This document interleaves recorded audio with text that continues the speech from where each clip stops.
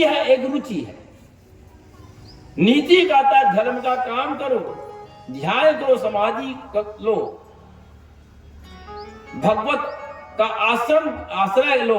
और लेकिन नीति का रुचि क्या कहता है? नहीं, भोजन की ओर जाओ, संसार की वासनाओं की ओर जाओ। और एक समय की बात है कि दोनों के पुत्र भी सुनीति का ध्रुव और सूर्य का उत्तम। एक समय की बात है कि ध्रुव जो है अपने पिता उत्तानपाद के गोद में बैठे हुए थे।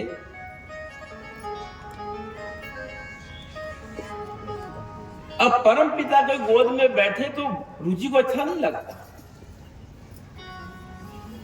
माने कोई व्यक्ति अगर अपने धर्म से कर्म से आगे बढ़े तो जो रुचि आता है, जो ऋषा जो करते हैं उनको अच्छा नहीं लगता। भले पद में कितना भी बड़ा हो, उनका ध्यान नीच कर्म की ओर होता है। जैसे गिद्ध,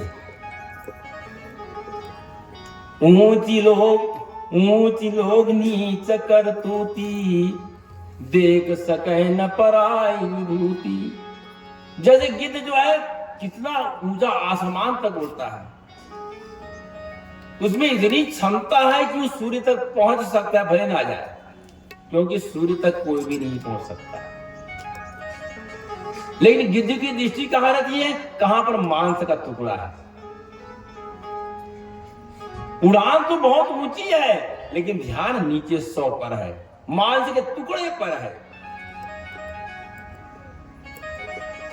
तो सूर्य जी को अच्छा नहीं लगा। ये हम सबकी बात है कि कोई व्यक्ति जब उत्थान करता है, प्रगति करता है, धर्म की ओर जाता है,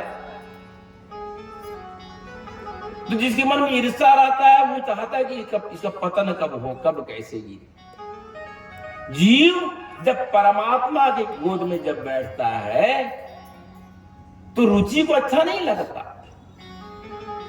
सुरुचि आई, क्रोधित हो गई, बोले ध्रुव तुम मेरे पति के गोद में बैठे हो? नहीं, इनके गोद में कौन बैठेगा? उत्तम बैठेगा, जिनका ध्यान उत्तम उत्तम पदार्थ की ओर, भोजन की ओर, शयन की ओर, वासना की ओर, कामना की ओर रहे, वही तो सुरुचि है।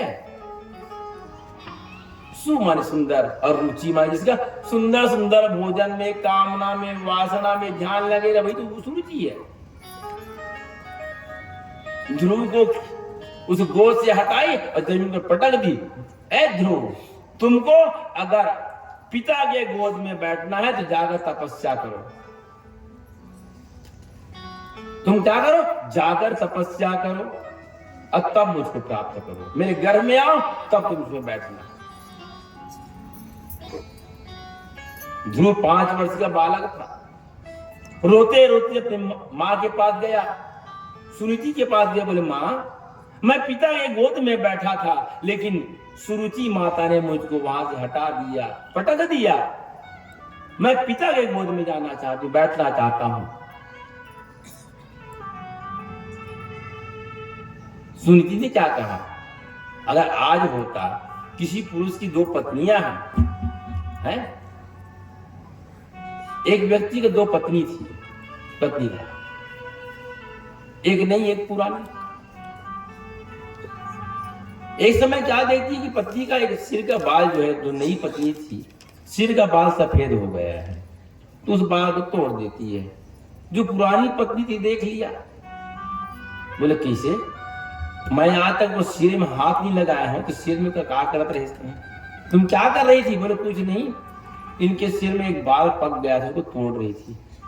तो पति से कहती है कि मैं जो है तुम्हारे यहाँ आए मुझको 25 साल हो गया, मैंने एक भी बाल नहीं तोड़ा है? और कल जो आई है तुम्हारे सिर के एक बाल तोड़ दी, वो 2 बाल तोड़ दी उठाकर।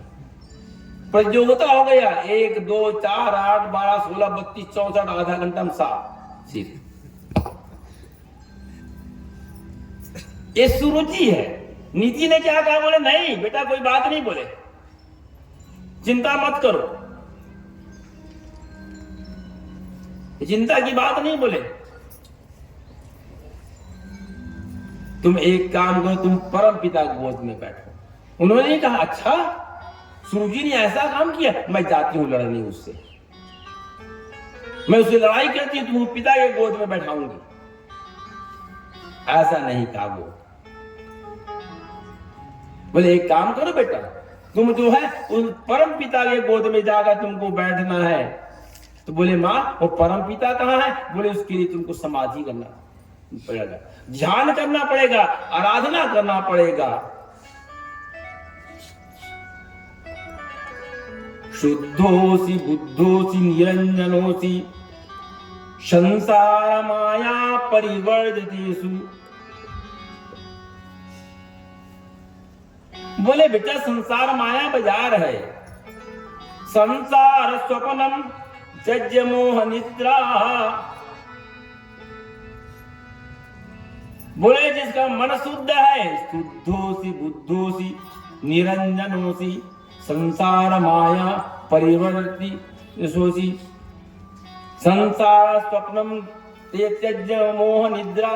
बोले संसार माया है बेटा, तुम इस माया के चक्कर में फंस रहे हो। ये हमारी जात की कथा है, हम संसार की माया में फंस जाते हैं और उस मायापति को भूल जाते हैं।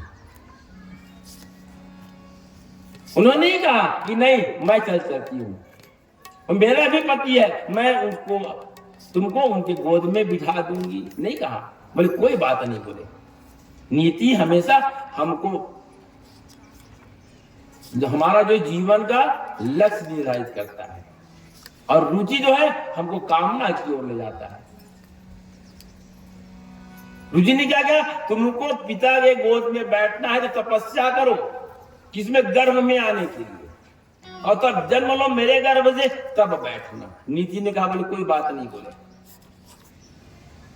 तुम तपस्या तो करो, लेकिन किसके लिए? उस परम पिता के लिए, उस परमात्मा के लिए। और उसी क्षण जो है 5 वर्ष का है आज ध्रुव, उस परम पिता को प्राप्त करने के लिए वन की ओर चला गया। और जब वन में जब गया तो रास्ते में उसकी मुलाकात किससे हो गई? नारद जी महाराज से। नारायण नारायण श्रीमन नारायण नारायण नारायण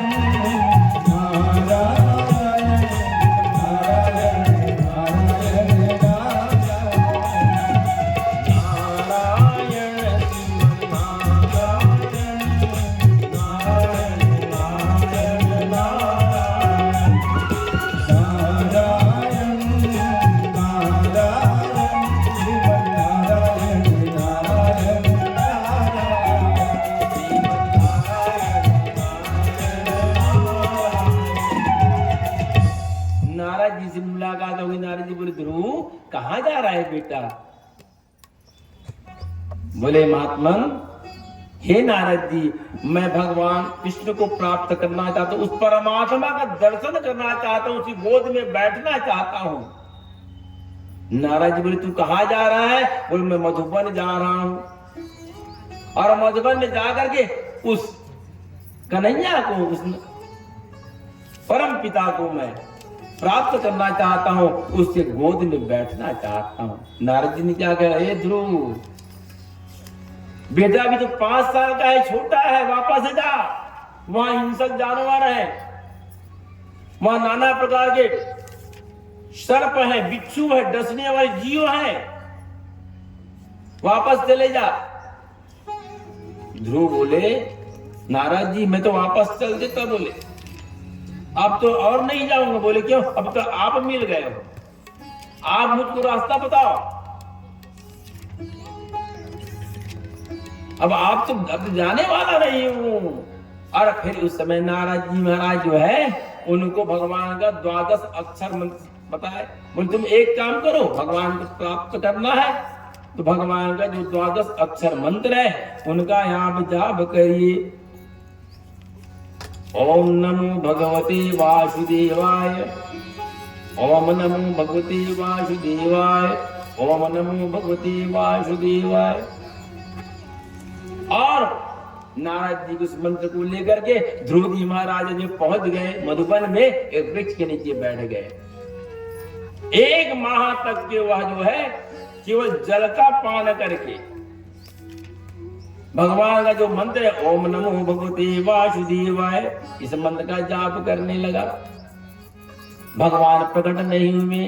दूसरा माह में वह जल भी छोड़ दिया, तब भी भगवान नहीं आए। तीसरा माह में वह जो अपने पैरों पर खड़ा होकर के वह जाप करना शुरू कर दिया, भगवान के मंत्र का स्मरण करना प्रारंभ कर दिया, तब भी भगवान नहीं आए। चौथे माह में श्वास को रोक करके 5वें महीने में 24 घंटे में एक बार श्वास छोड़ना, और इस प्रकार 6वें महीने में वह ध्रुव जी महाराज जो है अपने पैर के अंगूठों पर खड़े होकर के श्वास को रोक लिया। आज 6वां महीना चल रहा है उनका तपस्या करते करते। ओम नमो भगवते वासुदेवाय, ओम नमो भगवते वासुदेवाय, इस मंत्र का जाप करने लगे। हाहाकार मच गया। जब भक्त जो तपस्या जब करता है तो उसकी तपस्या को से जो संसार चराचर जगत जो है उसी तपस्या से व्याप्त हो जाता है। जब श्वास रोका तो संसार में सबका श्वास रुक गया, सबका संसार रुक गया। देवता लोग भगवान नारायण के पास बोले जय, बोले भगवान अब एक काम करो, वह ध्रुव महाराज जो है अपने श्वास को रोक दिया है, आज संसार में वायु की गति बंद हो गई है, हाहाकार मच गया है, अब जाओ। बोले भगवान नारायण कहने लगे कि देवताओं अब मैं जो है ध्रुव के पास नहीं जाऊंगा, ध्रुव को दर्शन नहीं दूंगा। बोले क्यों भगवान? नहीं, बोले मैं ऐसे भक्तों को मैं दर्शन नहीं देता, अपितु मैं ऐसे भक्तों का दर्शन करने जाता हूँ, ऐसे भक्तों का मैं दर्शन करने चाहता हूँ। और उसी क्षण भगवान जो है ध्रुव जी महाराज के पास पहुंच गए। प्रेम वृंदावन बिहारी लाल की जय, राधा रमण भगवान की जय। और जब भगवान जब पहुंचे तो ध्रुव जी महाराज उस परमात्मा का दर्शन अपने हृदय में कर रहे थे। भगवान जाकर सम्मुख खड़े हैं, लेकिन उस परमात्मा का दर्शन वो अपने हृदय में कर रहे हैं। भगवान को वहां पहुंचे घंटों बीत गया। जब घंटों जब बीते भगवान बोले यह तो आंख ही नहीं खोल रहा है। जो भगवान बाहर थे वही अंदर है, जो संसार के बाहर है वो शरीर के अंदर होगी। इस शरीर से कुछ भी बाहर नहीं है। परमात्मा बाहर खड़े हुए हैं ध्रुव के, और ध्रुव का आंख बंद है और अंदर उसी परमात्मा का दर्शन कर रहे हैं। बोले भगवान विचार करने लगे कि जब तक ये अंतर्मुखी रहेगा, अंदर में मुझको देखते रहेगा, तब तक यह इसका आंख खुलने वाला नहीं है। भगवान अंतःकरण से अंतर ध्यान हो गए और ये अंदर ही अंदर ध्रुव महाराज खोजने लगे, कहाँ चला गया, कहाँ चला गया, अभी तो अंदर था। जब आंख खोले तो परमात्मा सामने थे। प्रेम जोड़ी विष्णुनारायण भगवान की जय। भगवान के स्वरूप को देखकर दंडवत हो गए ध्रुव महाराज। उनको तो बोलने की भी क्षमता नहीं है। बोले भगवान ना मैं स्तुति कर सकता, ना भजन कर सकता। और भगवान ने शंख लिया और शंख का जैसी कपोल पर स्पर्श करता है और उस समय ध्रुव जी महाराज को बोलने की क्षमता आ जाती है।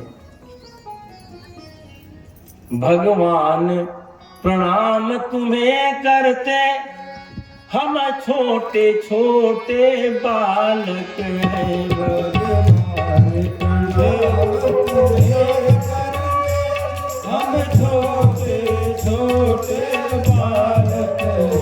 भगवान प्रणाम तुम्हें करते, हम छोटे छोटे बालक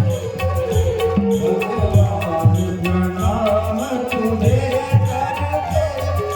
छोटे छोटे बालक हमको गुणवान बना दो तुम, हमको गुणवान बना दो, हमको बलवान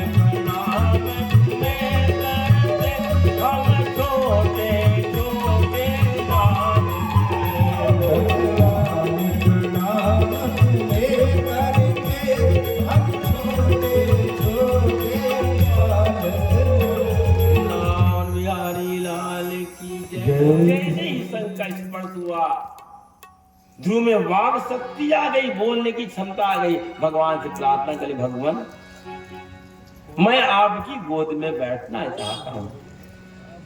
भगवान बोले ध्रुव तुम चिंता मत करो, लेकिन अभी तुम्हारा कार्य बाकी है। बोले भगवान अब जिसका दर्शन हो जाए परमात्मा के, संसार में कुछ बचा क्या? हम क्या कहते हैं, नहीं हम भगवान को देखना चाहते हैं, क्या कर लोगे देख करके? जीव की 3 गति होती, सुखदेव भगवान कहते हैं कि सुख, शांति और सदगति। हमारे यहाँ की जीवन की क्या धारणा है कि हम सुख से रहें, जीवन में शांति रहे और हमारा सदगति बन जाए। हमने कई बार चर्चा किया कि जन्म और मृत्यु के बीच में जीवन है और एक ही उद्देश्य है कि जन्म और मृत्यु का जो चक्र है उससे हमको सदा सदा के लिए बचना है। केवल एक ही बात हम बैठकर विचार करें, सोचें कि हमारा बार बार जन्म होता है, फिर माता के गर्भ में आए, फिर जन्म लिए, संसार में रहे, यहाँ की माया में फंसे रहे, फिर मर गए हम, फिर जन्म लिए, फिर मरे। अरे भाई ये चक्र कब तक के चलता रहेगा? कब रुकेगा यह चक्र? जैसे मुझे रुकना चाहिए ना भाई। जीवन इसलिए मिला है कि जन्म और मृत्यु का जो चक्र है, जन्म और मृत्यु का चक्र बंद हो जाए। लेकिन अगर परमात्मा का दर्शन हो जाए तो जीवन तो वही समाप्त हो गया। गंगा तब तक के गंगा है, यमुना तब तक के यमुना है जब तक कि वह बह रही है। और जैसी वह समुद्र गामी होती है, समुद्र में मिल जाती है, उनका अस्तित्व समाप्त हो जाता है। भाई नदियों का नाम है गंगा, यमुना, सरस्वती, गोदावरी। उनका नाम तब तक है जब तक कि वह जो बह रही है। और जैसे समुद्र में उनका आगमन होता है, उनका अस्तित्व समाप्त हो जाता है। बिंदु तब तक की बिंदु है जब तक कि वह सिंधु में नहीं मिल जाता। परमात्मा का दर्शन हो गया, फिर कुछ बचा क्या? कुछ नहीं बचा। और हम सबका एक ही लक्ष्य है कि भगवान हमको केवल मुक्ति और दर्शन की भी जरूरत नहीं है। भगवान हम कजन बैठे हैं, प्रकट हो गए, दर्शन दे दी। अब चलो भाई तुम्हें दर्शन हो गए ना, चलो वापस समझ एक को जन नहीं जाओ, नहीं प्राण भगवान को भी नो है। लोग लिया शादी ब्याह करना है, काम बातें, अभी रिटायरमेंट नहीं हो, पेंशन लेना है। वृंदावन बिहारी लाल की है। संसार की कामना हमको नहीं छोड़ती है। हम सब काम लेकर के आए हैं, अपना अपना काम करें और जितना समय बचे उसका उपयोग हम करें। भगवान कहते हैं कि ध्रुव तुमको ही बहुत समय तक राज्य करना है, जा मेरा आशीर्वाद है, राज्य करो। क्योंकि तुम्हारे कारण जो है, तुम्हारे अभाव में तुम्हारे पिताजी दुखित है, बोले मां दुखित है, तुम्हारा भाई जो उत्तम है वह मारा गया है, उसकी मृत्यु हो गई है। मेरा आशीर्वाद है कि तुम जो हो अपना काम को पूरा करो, राज्य का काम पूरा करो, राज्य करो, उसके बाद जो है मेरे लोक में आना, मैं तुम्हारे लिए एक लोक का निर्माण करूंगा। और उस लोक का वो नाम हुआ ध्रुव लोक, उत्तर दिशा, जिसको ध्रुव तारा कहा जाता है। ध्रुव में जो बात है, वाणी जो है ध्रुव सत्य है। अब फिर वहां पर बोले भगवान तो मैं क्या काम करूंगा? बोले तुम्हारा 3 काम है। बोले हर व्यक्ति का 3 काम है कि जीव मात्र के प्रति दया करनी चाहिए, हमको जो मिले उसमें हमको संतुष्टि रखनी चाहिए, और तीसरा है अपने इंद्रियों पर संयम रखना चाहिए। हमने चर्चा किया था कि शरीर ही स्वर्ग है और कोई स्वर्ग नहीं है, और शरीर का जो स्वर्ग है वो दुख को देने वाला होता है। स्वर्ग से भी जीव का पतन होता है। शरीर ही स्वर्ग है और इसकी 10 इंद्रियां जो है यही इंद्र है, यह इस शरीर पर राज करता है। और जब जब इंद्रियों में भोग आती है, कामनाएं आती है, वह अपनी उसमें विषय वासना जब आती है तो उसमें सबसे पहले रोग लग जाता है। तो इंद्रियों पर हमको संयम रखना चाहिए भाई। इसलिए इंद्र का कई बार पतन हुआ कि नहीं हुआ, कई बार दैत्य लोग वहां जाकर के इंद्रासन को अपने कब्जे में कर लिए नहीं के लिए। क्यों कि इंद्र को भी कई अभिमान हुआ, उन्होंने भी गलतियां की। उसी प्रकार ये शरीर ही स्वर्ग है और इंद्रियां जब तक भोग की ओर जाती हैं, इस शरीर में रोग लग जाता है। वही महिषासुर है, वही चंड मुंड है, वही शुंभ निशुंभ है, वही दैत्यों का जो है राज हो जाता है और फिर शरीर में रोग लग जाता है। कथा शरीर समझ जाता है। तो तुम क्या करो, सबसे जो है दया करो, जो मिल जाए संतुष्ट हो और इंद्रियों पर जो है संयम रखो। और उसके बाद राज्य करो। वापस आया ध्रुव, आकर यहां 60,000 वर्ष तक राज्य किया और राज्य करने के बाद जो है ध्रुव की मृत्यु नहीं हुई। ध्रुव जो है मृत्यु के सिर पर पैर रख कर गया।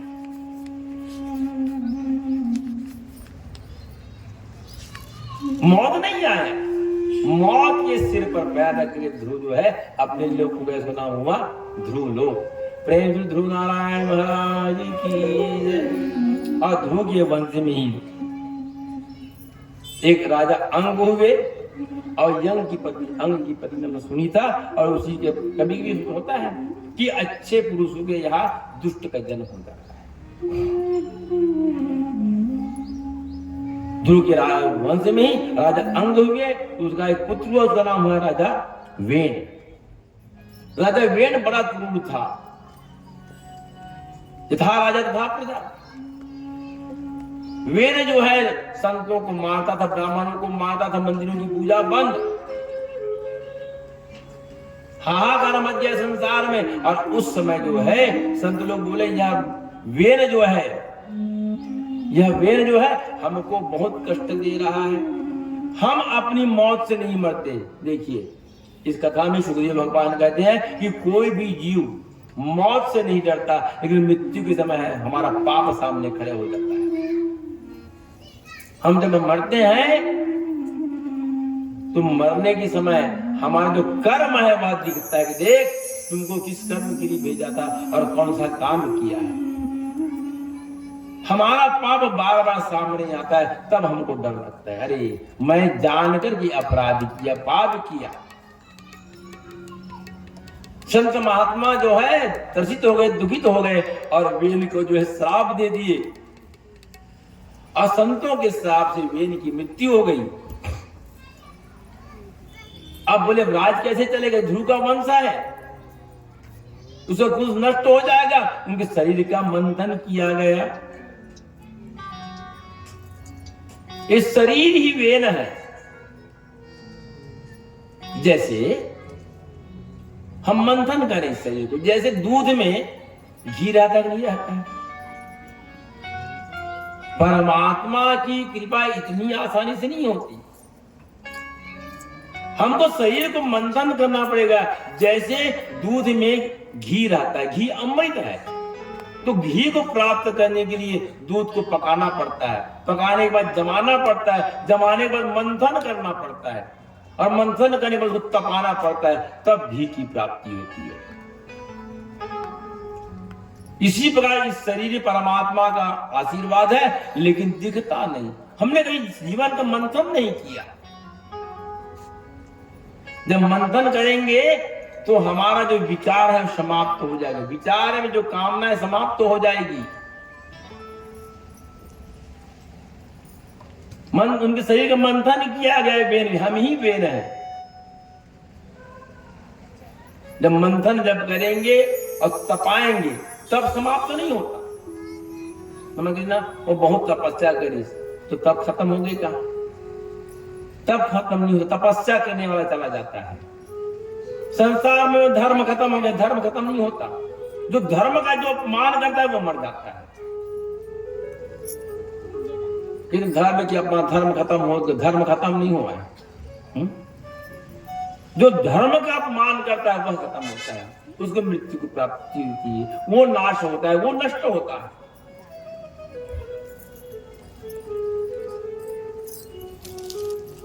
तो वेल के शरीर जब मथा गया तो उनके शरीर के बाएं अंग से महाराज पृथ्वी का प्राकट्य होता है, वह भगवान नारायण का अंश रूप था। प्रेम से पृथ्वी नारायण भगवान की जय।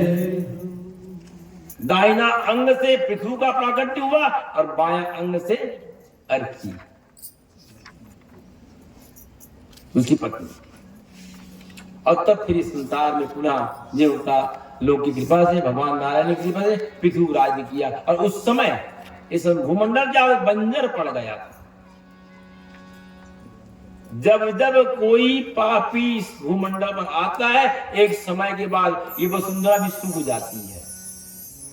इसमें जल नहीं रहा था, अभी तो प्रारंभ है, अभी कुछ नहीं हुआ है, लेकिन इतने लोग काफी हैं। अब चिंता ना करें, ये मत सोचो अच्छा नहीं होता जो कमती की सियावत, कोई बात नहीं, कोई चिंता बिल्कुल मत करो। जैसे एक ड्राइवर है, सैकड़ों आदमी एक जगह से दूसरा जगह ले जाते हैं, तो ड्राइवर अच्छा रहना चाहिए। एक है तो आज का जब काफी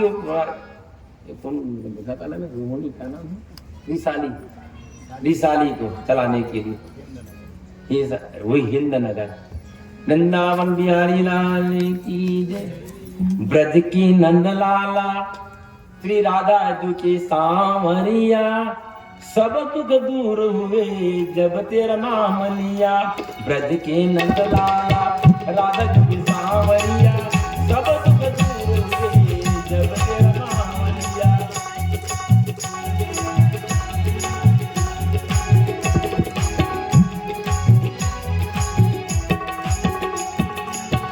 ब्रज के नंद लाला राधा जी के सांवरिया, सब दुख दूर हुए जब तेरा नाम लिया।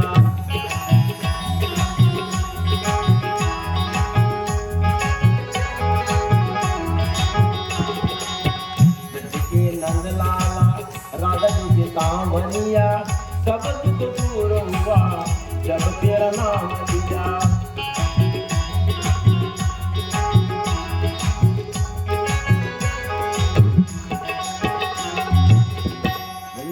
बिहारी लाल की जय। तो जब जब इस संसार में आदत आई जाते हैं, संसार जो है ग्रसित हो जाता है, धूमिल हो जाता है, अन्न जल नहीं रहता। अभी तो प्रारंभिक, अभी तो बहुत है, चिंता की बात नहीं है, अभी तो प्रथम चरण है। 100 वर्ष में 4 युग बीतता है। गुरु जी भागवत जी यह कहते हैं कि 100 वर्ष में 4 युग क्रमशः आता है। सतयुग आएगा, त्रेता आएगा, द्वापर आएगा, कलयुग आएगा। और जब हाहाकार जब मच जाता है फिर सतयुग आ जाता है। इस प्रकार संसार चलता है। तो भी कलयुग का उम्र कितना बताया था आप सबको? 5125 वर्ष। जैसे लेकिन इनका उम्र ज्यादा हो गया, अधिक हो गया। कैसे? जैसे एक ग्रहण में आपको बताऊं, एक ग्रहण पड़ने पर युग का 100 वर्ष कम हो जाता है। तो 5000 वर्ष में जितना ग्रहण पड़ा तो प्लस उतना हो गया। उसी प्रकार हमने चर्चा किया था कि हम सबको परमात्मा ने 120 वर्ष का आयु दिया है, लेकिन अपने कर्मों के कारण हमारा उम्र कम हो जाता है। जैसे एक बात बताऊं, दीपक में दीपक जोड़कर जलाने से क्या होता है जानते हैं? एक बार दीपक में दीपक जलाने से मनुष्य का 3 माह का उम्र कम हो जाता है। ध्यान रखिए भैया मन गलो। एक बार दीपक में जब दीपक जोड़कर जलाते हैं तो हमारा जो उम्र है वह 3 माह कम हो जाता है। अब गुणा भाग हमें के बार करे होगा, तो वह गणना सुनी भगवान में 80 साल का 120 साल में कत्ता कम हुई, कत्ता ज्यादा हुई। ध्यान रखें, केवल दीप मालिका के दिन दीपावली के दिन लक्ष्मी पूजा जब करते हैं उस दिन दीपों की माला बनाए, जैसे माला बनाते हैं तो एक दूसरे में गूंथते हैं ना उसको, उसी प्रकार उस दिन हम दीपों की माला बनाते हैं तो एक दूसरे में जोड़ के जलाते हैं। उस दिन छूट है, बाकी दिन जो है अब सब समझ जाइए और जानते हो साधुवाद आप सबको, अगर आप सब जानती हैं बहुत अच्छी बात है, साधुवाद है आप सबको। दीपक में एक दीपक जलाने से हमारा उम्र कम होता है, इसे अलग से जलाए दीप मालिका के दिन छोड़कर।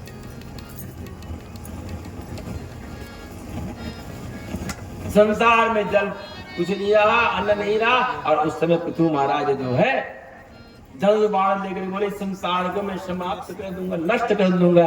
ऐसे विचार करके पृथु महाराज जो है पृथ्वी का संधान करने लगे, और पृथ्वी को जब संधान जब करने लगे तो उस समय मां वसुंधरा जो बोले भगवान मुझको क्षमा करो, हे पृथु महाराज मैं राजा वेन के आतंक से ताप से मैं जो है अपने कोप में छुपा ली थी, इस अन्न को जल को फल को मैंने छुपा लिया था। आज हम क्या कर रहे हैं, इस वसुंधरा का शोषण कर रहे हैं। अभी देखते रही हमारे आपको देखती सब हो जाएगा। वृक्ष कट गया भवन बन गया, यही हमारा निर्माण है, यही हमारी प्रगति है। मेरे ख्याल से यह भी खेत रहा होगा जहां बैठे हैं, है ना। अभी यही यज्ञ भूमि है, बाद में भवन बन जाएगा, है ना, बनेगा भी, लिखा भी है शायद कहीं पर। तो ऐसी संसार में एक उदाहरण है आप लोगों का, एक संसार हमने क्या किया, वृक्षों का दोहन शुरू कर दिया, गर्मी बढ़ गई, पंखा कूलर काम नहीं करता और एसी में सो गए तो एलर्जी होता है, मेरे को नहीं होता, हम सोते भी नहीं और इच्छा भी नहीं है। वृंदावन बिहारी लाल की जय। हमने प्रकृति को नष्ट किया, वेद के जो है पाप से प्रकृति नष्ट हो गई थी। बोले महाराज मैं उनके पाप से दब गई थी और पुनः पृथ्वी महाराज की कृपा से यह भूमंडल जो है, चराचर जगत जो है वह अन्न से जल से जो है भर गया, और उसी के कुल में जो हुआ बहुत लंबा समय तक राज किए, और कालांतर में उसी की प्रचेता आदि 10 पुत्र हुए, और उनको नारद जी महाराज ने एक जीव की कथा बताई, एक सुंदर जीव की कथा बताई कि एक पुरंजन नाम का एक जीव था, एक व्यक्ति था, उसका नाम था पुरंजन। पूरा संसार घूमा, और संसार घूमते घूमते जो है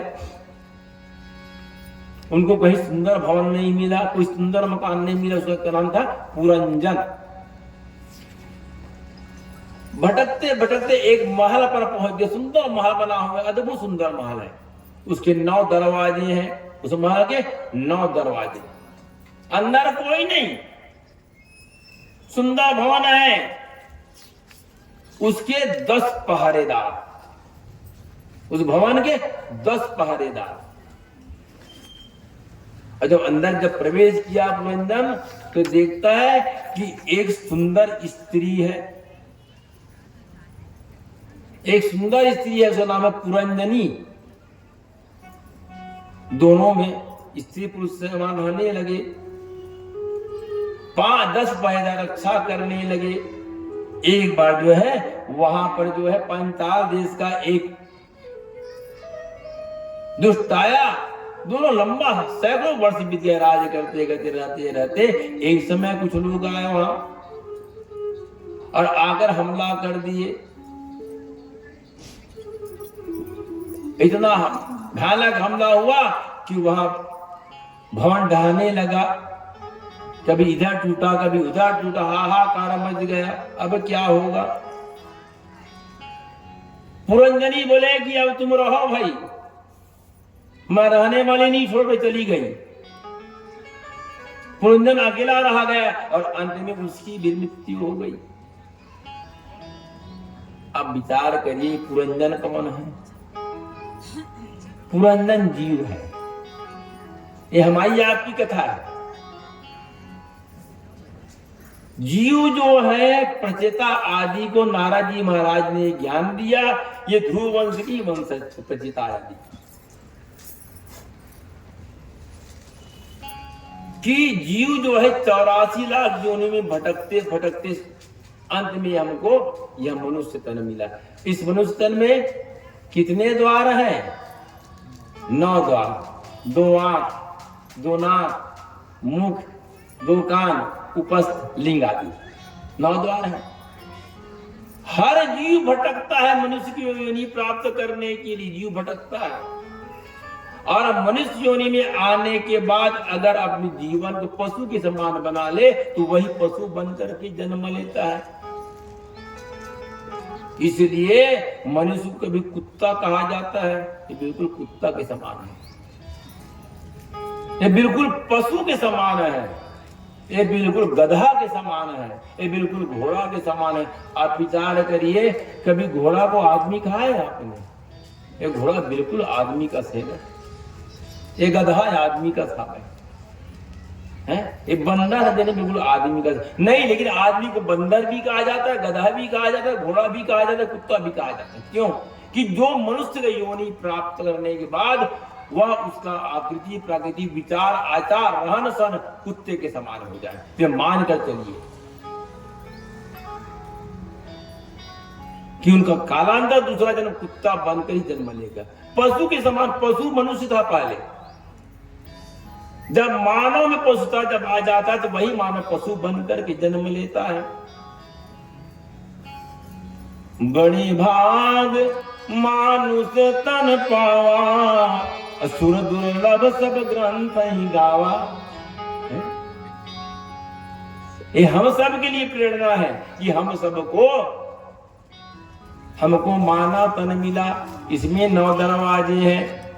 और मनुष्य ऐसा है कि स्वेच्छाचारी है, किसी के बंधन में नहीं बंधा है। अगर कुत्ता भी है वो भोजन के लिए तड़पते रहता है, बैल भी है उनको भोजन के लिए भोजन देना पड़ता है। जितने पशु पक्षी हैं सब जो है परजीवी हैं, लेकिन मनुष्य परजीवी है। उनके हाथ में सब कुछ है और सब कुछ रहते हुए पशु क्यों बने? तो उनकी पत्नी कौन थी? जब शरीर में जीव जब आता है, पत्नी कौन है? इस शरीर में है बुद्धि, बुद्धि पुरंजनी है। दोनों का ब्याह हो जाता है और इसके 10 पहरेदार कौन है? जो 10 इंद्रियां हैं, 5 ज्ञान की, 5 कर्म की। जब शरीर भोग करते करते लंबा समय जब हो जाता है उसमें रोग लग जाता है, वही यमराज यम के दूत हैं। तो हम केवल अपना कर्म करें और अंत में यह रोग ग्रस्त होकर के वह जो छोड़कर जो है जीव चला जाता है। सुख और दुख जो है ईश्वर का दिया हुआ वरदान है, इसको वरदान ही मानिए। अगर दुख नहीं होता सुख कैसे जानते? भूखे नहीं रहेंगे तो भोजन का स्वाद क्या मिलेगा? अगर रात नहीं आएगी तो नींद का आनंद कैसे लेंगे? हमने चर्चा किया कई बार, हम अपना अपना काम करने के लिए नायक नायिका काम बन करके आए हैं यहाँ पर। सब ऊपर वाले के हाथ में अपना कर्म क्यों और करें? जो कर्म परमात्मा ने हमको मनाया है उस कर्म को करें। सुख दुख दोनों रहते जिसमें जीवन है वो गाँव, कभी धूप तो कभी छाँव, कभी धूप तो कभी छाँव, कभी धूप तो कभी छाँव, कभी धूप तो कभी छाँव। सुख दुख दोनों रहते जिसमें जीवन है वो गाँव, कभी धूप तो कभी छाँव, कभी धूप तो कभी छाँव, कभी धूप तो कभी छाँव, कभी धूप तो कभी छाँव। ऊपर वाला पाता भेगे नीचे जग दे दाँव, कभी धूप तो कभी छाँव, कभी धूप तो कभी छाँव, कभी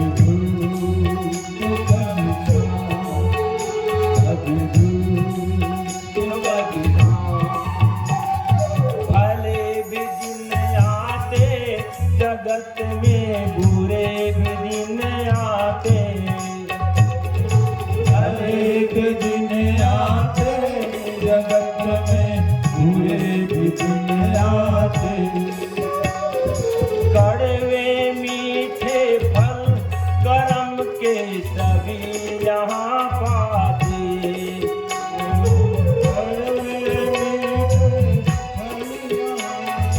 सभी यहीं पाते।